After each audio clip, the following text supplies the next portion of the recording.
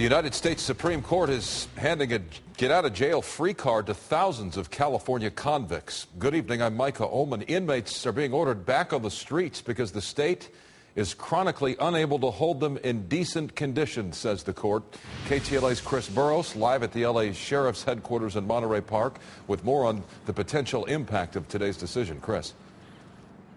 54 inmates per toilet. That's way too many, according to the U.S. Supreme Court. So they're letting them go home early. Will that make your neighborhood more dangerous? Depends on who you ask. It's about the largest jailbreak in California history, and it's as legal as it gets. The Supreme Court itself ordering 32,000 California inmates back on our streets. A pit in my stomach, fear. I felt sick, scared. Ana Del Rio's 20-year-old daughter, Teresa, was shot to death. She worries about a crime wave.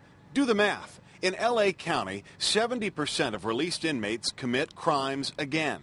So as 32,000 criminals are released on our streets, if the 70% recidivism rate holds true, that means there will be 22,400 new crimes committed. Put them where the Supreme Court lives.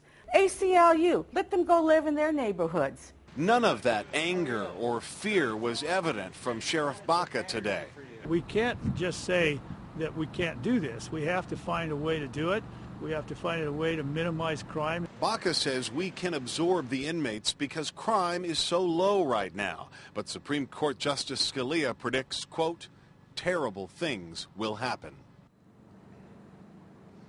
Now, I've read this statement from Governor Brown over and over again today, and in it there's not a hint of anger at the Supreme Court. He seems to agree with their decision. Now, you don't have to worry about the entire flood of inmates coming out on the street the same week. They're going to release them in blocks of 5,000 over the course of 2 years.